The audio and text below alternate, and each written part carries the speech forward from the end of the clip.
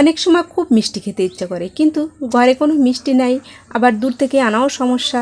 তো মিষ্টি খাবো কি করে? কিন্তু ঘরে যদি পাউরুটি থাকে আর দুধ থাকে, তাহলে তা দিয়ে কিন্তু এভাবে আপনারা মিষ্টি তৈরি করে খেতে পারেন। এটা যেমন তেমন মিষ্টি নয়, গোলাপ যেমন মিষ্টি, খেতে দুর্দান্ত স্বাদের, ছানার তৈরি মিষ্টি থেকে কোনো অংশে কম নয়। তো আপনারা দেখতে থাকুন কিভাবে আমি এই গোলাপ যেমন মিষ্টিটা পাউরুটি দিয়ে তৈরি করলাম, দেখতে থাকুন। নমস্কার, চলে এলাম রান্নাঘরে শর্মা কিচেনে, সকলকে স্বাগত। নতুন একটা রেসিপি নিয়ে চলে এলাম, আপনারা দেখতে থাকুন। পুরনো বন্ধুদেরকে অনেক অনেক ভালোবাসা রইল, আর নতুন বন্ধুদের কাছে অনুরোধ রইল সাবস্ক্রাইব করে আমার পাশে থাকুন। যারা পেজ থেকে দেখছেন লাইক কমেন্ট শেয়ার করে ফলো বাটনে ক্লিক করে আমার পাশে থাকুন। তাহলে চলুন রেসিপিটা শুরু করা যাক। পাউরুটিগুলো আমি নিয়ে নিলাম, আর এই পাউরুটি দিয়েই কিন্তু আমি মিষ্টি তৈরি করব। পাউরুটির প্রত্যেকটা লেয়ার আমি আলাদা করে নিই, আর লেয়ারগুলো আলাদা করে এই যে হলুদ অংশ আছে একটা প্রলেপ দেওয়ার মতো, ওই অংশটা আমি আলাদা করে নেব। তা না হলে ওই অংশটা এই মিষ্টির গায়ে লেগে থাকলে একটু কেমন যেন দেখাবে। তো আমি ওই অংশগুলো সব ফেলে দিলাম। দেখেন কিভাবে আমি ফেলে দিলাম, এভাবে একটা লেয়ারের মতন আছে, ফেলে দিয়ে প্রত্যেকটা আমি আলাদা করে নিলাম। আর আলাদা করে নিয়ে আমি এই পাউরুটিগুলো কুচিয়ে নেব। তা প্রত্যেকটা আলাদা এক এক করে করে নিলাম, আর দেখেন করা হয়ে গেল। এখন আমি এইগুলো এভাবে ছোট ছোট করে কুচি কুচি করে নেব।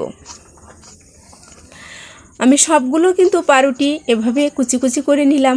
আর পাউরুটি কুচি কুচি করে নিয়ে আমি দুধটা কিন্তু আগে থেকে জাল করে নিয়েছি, আর এতটাই হয়েছে আমার পাউরুটি।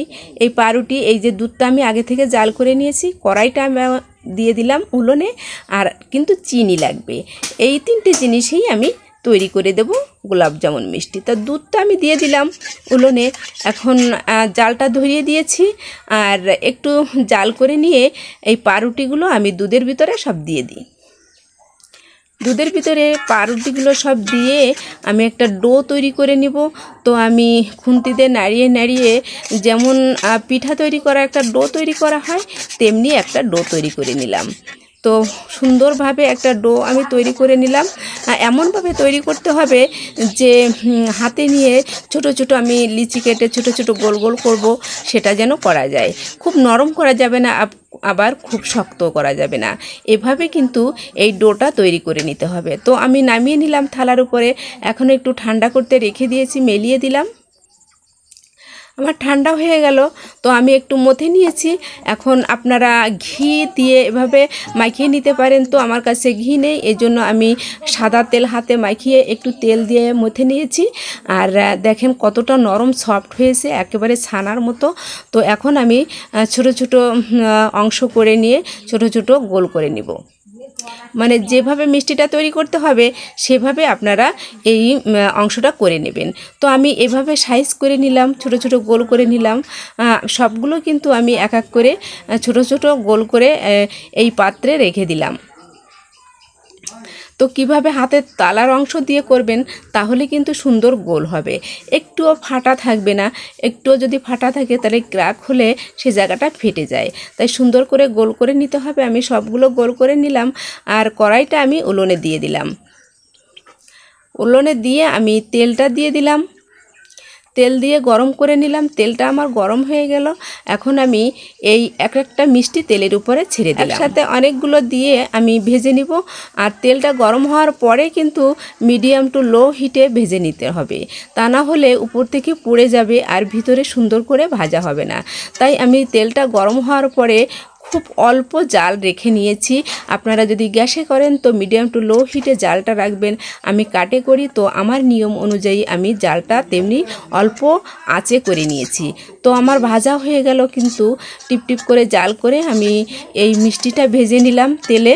এখন উঠিয়ে নিলাম, আবারও আমি দিয়ে দিলাম। এভাবে কিন্তু সবগুলো মিষ্টি আমি এক এক করে দিয়ে ভেজে নিলাম। মিষ্টিগুলো আমার কিন্তু সবগুলো দিয়ে ভেজে নিয়ে আলাদা পাত্রে উঠিয়ে নিলাম। আর কড়াইটা আমি আবারও উনুনে দিয়ে দেব।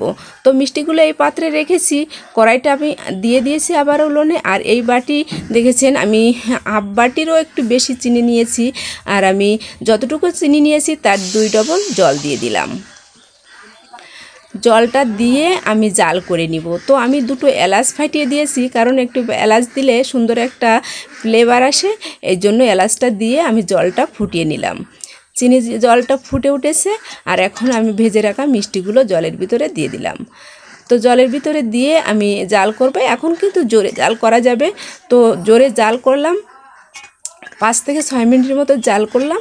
তো এখন জালটা কমিয়ে দিয়ে আমি কড়াইটা নামিয়ে নেব। মিষ্টিগুলো আমার তৈরি হয়ে গেল।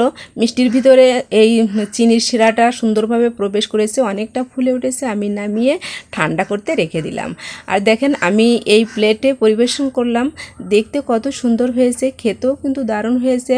আর ছানা না থাকলে তো কি হবে, এভাবে আপনারা পাউরুটি দিয়ে কিন্তু মিষ্টি তৈরি করে খেতে পারেন। আর ভিতরটা আপনাদের ভেঙে দেখাই, একটা দেখেন ক্র্যাক হয়েছিল, কেমন হয়ে গিয়েছে। তো কতটা নরম সফট হয়েছে আপনাদের দেখাচ্ছি। আর ভিতরটা কেটে দেখাই আপনাদের, ভিতরটা কত সুন্দর হয়েছে। ভিতরটা দেখেন একেবারে মিষ্টি, মানে এটা আপনি বুঝতে পারবেন না যে ছানার তৈরি মিষ্টি কিনা পাউরুটি দিয়ে আপনি মিষ্টি তৈরি করেছেন। খুবই সুন্দর হয়েছে। আপনারা এভাবে পাউরুটি দিয়ে গোলাপজামুন মিষ্টিটা তৈরি করে দেখবেন, আর খেয়ে আমাকে কমেন্ট করে বলবেন কেমন লেগেছে। তো আপনাদের সবাইকে ধন্যবাদ পুরো ভিডিওটা দেখার জন্য। আবার দেখা হবে নতুন কোনো রেসিপি নিয়ে, আমার সাথে থাকুন।